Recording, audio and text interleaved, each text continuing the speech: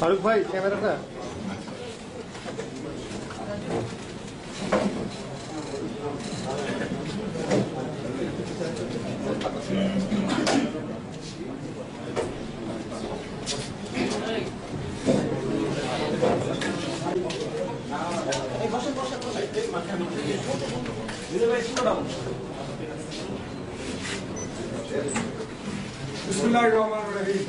প্রিয় সাংবাদিক ভাই বোনেরা, আপনারা জানেন গতকালকে রাত্রে 11টার আজকে অপরাহ্ন 3টার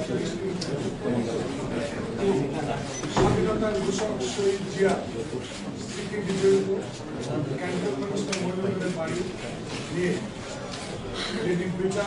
রাষ্ট্রীয় সন্ত্রাস করে দেশ নেত্রী বেগম খালেদা জিয়াকে বাংলাদেশের 3 বারের সফল প্রধানমন্ত্রী, বর্তমান বাংলাদেশের জাতীয় সংসদের বাংলাদেশের অত্যন্ত জনপ্রিয় নেত্রী দেশ নেত্রী বেগম খালেদা জিয়াকে কিভাবে টেনে এসছে বাড়ি থেকে উচ্ছেদ করেছেন তার বর্ণনা দিয়ে দেশ নেত্রী বেগম খালেদা জিয়া আপনাদের দেশে এখন বক্তব্য রাখবেন।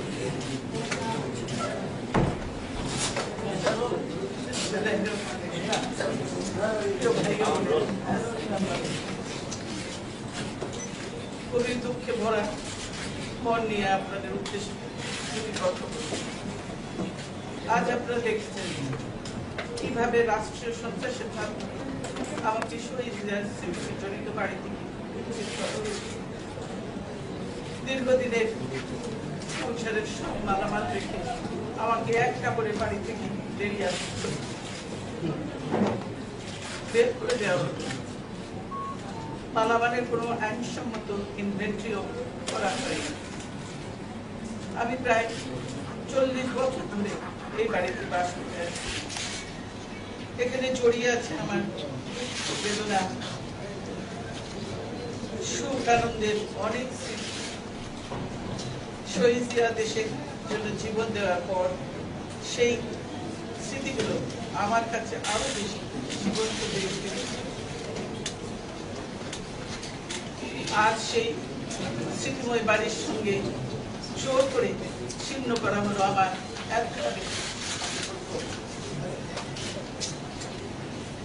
বাড়িটি নিয়ে বর্তমান সরকার বিতর্ক তৈরি করে,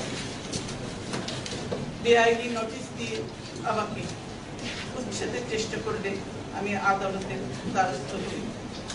বিষয়টি দেশের সর্বোচ্চ আদালতে বিচারাধীন থাকা অবস্থায় আমাকে সব নিয়ম নীতি উপেক্ষা করে নজিরবিহীনভাবে বলপূর্বক উচ্ছেদ করা হলো।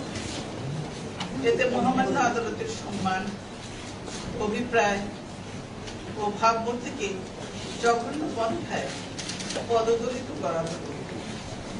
এটা সেই সরকার করলো যারা সারাদিন কথা আইন, আদালত ও বিচারের কথা বলে চলেছে। এই হচ্ছে করতে গিয়ে যে অমানবিক আচরণ তারা করেছে, তাতে আমি নিজে অপমানিত, লাঞ্ছিত শুধু নই, লজ্জিত বোধ করছি। আমার পরিবারের সদস্যদের গায়ে হাত তুলতেও তারা দ্বিধাবোধ করে।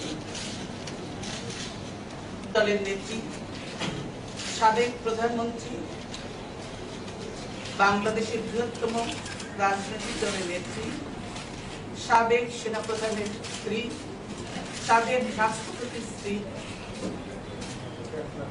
আমার সাথে, স্বাধীনতা ঘোষকের স্ত্রী আমার সাথে যদি এই আচরণ করতে পারেন তারা, তাহলে দেশের সাধারণ মানুষের কি অবস্থা তা আপনারা সহজে অনুমান করতে পারেন। এই অমানবিক অন্যায়ের প্রতিবাদ করতে গিয়ে মহিলারা সহ দলের বহু নেতা কর্মী ও সাধারণ মানুষ গ্রেফতার, নির্যাতন হয়েছে। আমি তাদের প্রতি গভীর সহানুভূতি জানাচ্ছি। আমি কার কাছে এসবের প্রতিকার চাইব? আমি এর বিচারের ভার মহান আল্লাহ ও প্রিয় দেশবাসীর উপর ছেড়ে দিলাম। আমি দেশবাসীর নিরাপত্তার জন্য মহান আল্লাহর দরবারে দোয়া করি। আপনারা সকলেই আমার জন্য দোয়া করবেন। আজকে যেভাবে আমাকে অপমান করা হয়েছে, ঘরের দরজা ভেঙে আমার বেডরুমের দরজা ভেঙে রীতিমাত্র ট্রেনিং হিসেবে তারা বের করেছে এবং এমন ভাবে বলছে যে পুরুষ মানুষ এমন ভাবে বলছে যে জোর করে ওনাকে উঠে নিয়ে আসেন, জোটালো দরকার হলে ওনাকে কোলে উঠে নিয়ে আসেন। এরকম ভাবে একটা সরকারের এই আচরণ, ওনারা ধাক্কা দিয়ে আমাকে গাড়িতে উঠিয়েছেন।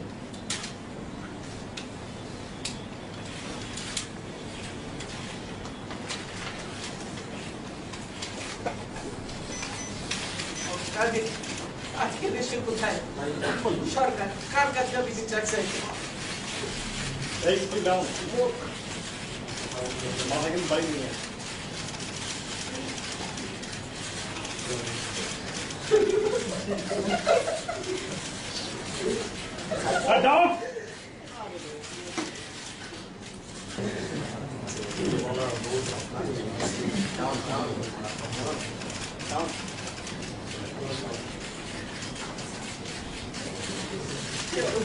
সারাদিন আমি মানুষ খেতে পর্যন্ত পারিনি। আমার বাড়ির লোক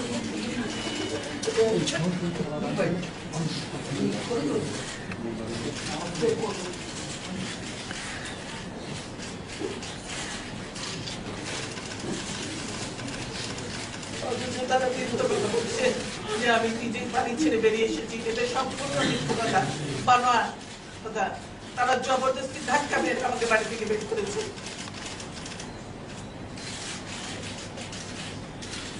আপনারা গেলে আপনাদের যদি সাংবাদিকদের ঢুকতে আপনারা দেখে আসেন কিভাবে ভেঙেছে তারা।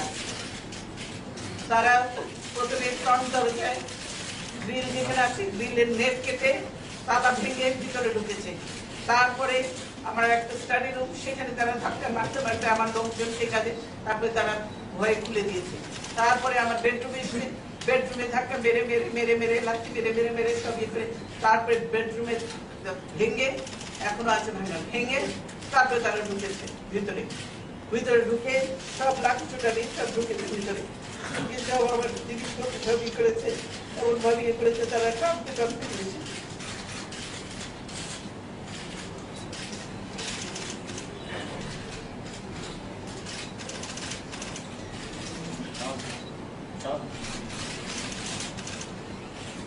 আমার কাজের লোকজনকে তার আগে তাদেরকে নিয়ে চলে গেছে, সব তারা ছিল তাদের পরিবারদের আগে ধরে নিয়ে চলে গেছে।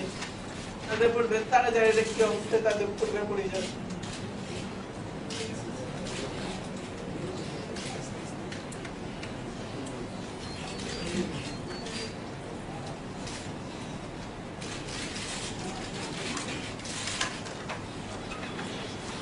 আল্লাহ হাফেজ।